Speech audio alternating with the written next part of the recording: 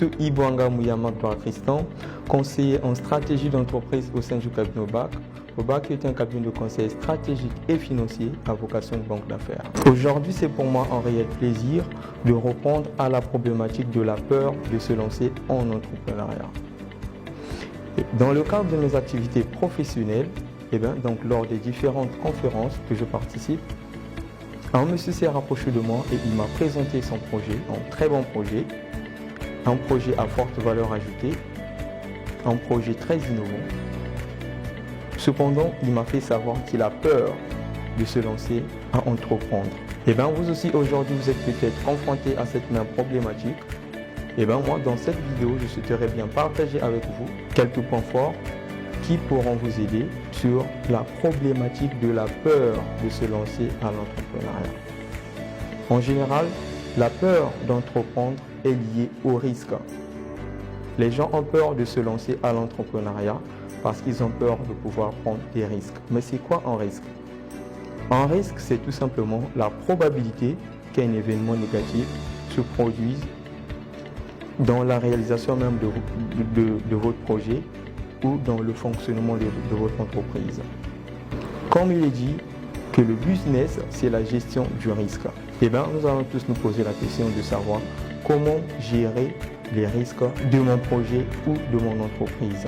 Alors, première solution, cherchez à identifier l'ensemble des risques qui peuvent compromettre la réalisation de votre projet ou le fonctionnement de votre entreprise. Une fois identifiés, cherchez à les classer en fonction de la catégorie des risques.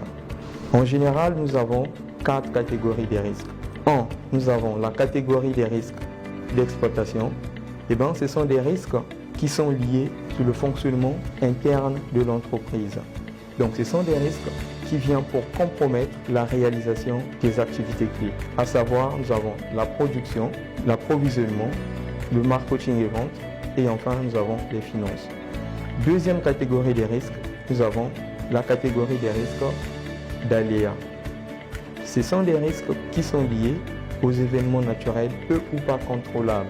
À l'exemple, nous avons le nouveau coronavirus qui arrive sur le marché et qui vient tout changer. Troisième catégorie des risques, nous avons la catégorie des risques financiers.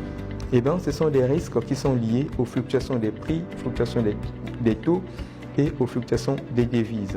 Quatrième catégorie des risques, nous avons la catégorie des risques stratégiques. Ce sont des risques qui viennent pour changer le fonctionnement même de l'entreprise. À l'exemple, nous avons l'arrivée d'un nouveau concurrent sur le marché. Après avoir identifié et classé vos risques, pensez donc à les évaluer. Évaluer un risque consiste tout simplement à déterminer sa gravité et la probabilité que ce risque puisse se réaliser. Sur une échelle de 1 à 5, vous allez noter chaque risque en fonction de sa gravité et la probabilité que ce risque se réalise dans votre entreprise ou dans votre projet. Après avoir noté vos risques en fonction de sa gravité et la probabilité, vous allez calculer ce que l'on appelle par la criticité brute du risque, en multipliant tout simplement la gravité par la probabilité. Vous notez que la criticité brute du risque vous permettrait de savoir quels sont les risques qui sont importants pour la réalisation de mon projet ou pour la réalisation de mon entreprise.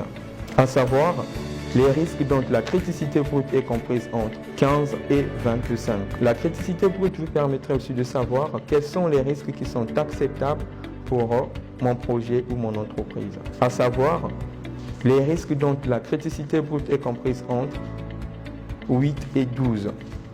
La criticité brute vous permettrait aussi de savoir quels sont les risques qui sont insignifiants pour mon projet ou pour mon entreprise, à savoir les risques dont la criticité brute est comprise entre 1 et 5. Et donc, après avoir identifié, classé et évalué vos risques, il vous appartiendra maintenant de décider de mettre en place une politique qui vous permettrait de maîtriser l'ensemble de vos risques. Et cette politique va consister à traiter le risque, à transférer le risque, à maîtriser ou réduire le risque et enfin à anéantir le risque en prenant des initiatives. Voilà, j'espère bien que cette vidéo vous a plu et qu'elle vous permettrait déjà de ne plus avoir peur de se lancer à l'entrepreneuriat. Ce partage d'expérience vous a été proposé par le cabinet d'affaires Opportunités de Business en Afrique centrale.